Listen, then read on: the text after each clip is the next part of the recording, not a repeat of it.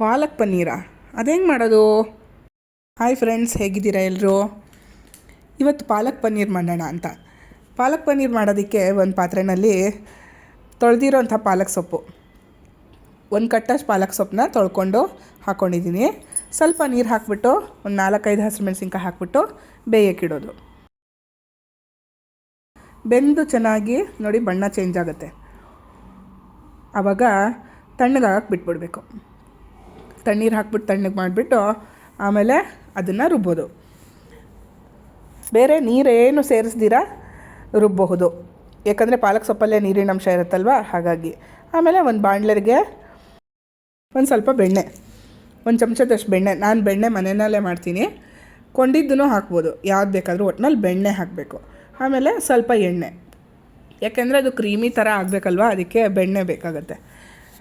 ಆಮೇಲೆ ಜೀರಿಗೆ, ಒಂದು ಚಮಚದಷ್ಟು ಜೀರಿಗೆ ಹಾಕಿದ್ದೀನಿ. ಆಮೇಲೆ ಈರುಳ್ಳಿ, ನಿಮಗೆ ಎಷ್ಟು ಗ್ರೇವಿ ಮಾಡ್ತಿದ್ದೀರಾ ನೋಡಿಕೊಂಡು ಎಷ್ಟು ಬೇಕೋ ಅಷ್ಟು ಬಳಸ್ಕೊಳ್ಳಿ. ಫ್ರೈ ಮಾಡಿ ಈರುಳ್ಳಿ ಚೆನ್ನಾಗಿ. ಸ್ವಲ್ಪ ಹೊತ್ತು ಫ್ರೈ ಆದಮೇಲಿಂದ ಟೊಮ್ಯಾಟೊನೂ ಅಷ್ಟೇ. ನಾನು ಇಲ್ಲಿ ಒಂದು ದೊಡ್ಡ ಟೊಮ್ಯಾಟೊ ಬಳಸಿದ್ದೀನಿ. ನೀವು ನಿಮಗೆ ಸೈಜ್ ನೋಡಿಕೊಂಡು ಎಷ್ಟು ಮಾಡ್ತಿದ್ದೀರಾ ನೋಡಿಕೊಂಡು ಉಪಯೋಗಿಸಿ. ಎಲ್ಲ ಚೆನ್ನಾಗಿ ಫ್ರೈ ಆಗಲಿ. ಅಷ್ಟೊತ್ತಿಗೆ ನಾವು ಈ ಪಾಲಕ್ ಸೊಪ್ಪು ಬೆಂದಿರೋದಿದೆಯಲ್ವಾ, ಅದನ್ನು ರುಬ್ಕೊಂಬರ್ಬೋದು. ರುಬ್ಬೋವಾಗ ಹೇಳಿದ್ನಲ್ಲ, ಆ ಥರ ನೀರು ಹಾಕ್ದಿಲ್ಲನೂ ರುಬ್ಬೋದು. ಸ್ವಲ್ಪ ನೀರು ಬೆಂದಿರೋ ನೀರು ಇರುತ್ತಲ್ವ, ಅದನ್ನೇ ಹಾಕ್ಬಿಟ್ಟು ರುಬ್ಬೋದು. ಶುಂಠಿ ಮಾತ್ರ ಹಾಕ್ತಾಯಿದ್ದೀನಿ, ಬೇರೆ ಏನು ಮಸಾಲೆ ಹಾಕ್ತೀರಾ, ತುಂಬ ಪ್ಲೇನಾಗಿ ಮಾಡ್ತಾಯಿದ್ದೀನಿ. ಇದು ಆ್ಯಕ್ಚುಲಿ ಪಾಲಕ್ ಪನ್ನೀರ್ ಮಾಡೋದು ಇದೇ ಥರನೇ, ತುಂಬ ಸಿಂಪಲ್. ಸ್ವಲ್ಪ ಮಸಾಲೆ ಹಾಕ್ಬಿಟ್ಟು ಮಾಡಬೇಕು. ಕೆಲವರು ಅದಕ್ಕೆಲ್ಲ ಏನೇನೋ ಪುಡಿಗಳು ಅದು ಇದು ಎಲ್ಲ ಹಾಕ್ತಾರೆ. ನೀವು ಈ ರೆಸಿಪಿ ಒಂದಿನ ಟ್ರೈ ಮಾಡಿ ನೋಡಿ, ಎಷ್ಟು ಚೆನ್ನಾಗಿರುತ್ತೆ ಗೊತ್ತಾ. ಬೇರೆ ಏನೂ ಮಸಾಲೆ ಇಲ್ದಿರ ಆರಾಮಾಗಿ ತಿನ್ನಬೇಕು ಅಂತ ಅನ್ಸೋ ದಿನಗಳಲ್ಲಿ ಖಂಡಿತ ನೀವು ಇದನ್ನು ಮಾಡ್ಕೊಂಡು ತಿನ್ನಬೇಕು. ಒಂದಿನ ಇದನ್ನು ಟ್ರೈ ಮಾಡಿಬಿಟ್ಟು ನೀವು ನನಗೆ ಹೇಗೆ ಅನ್ನಿಸ್ತು ಅನ್ನೋದನ್ನು ಖಂಡಿತ ತಿಳಿಸ್ಲೇಬೇಕು.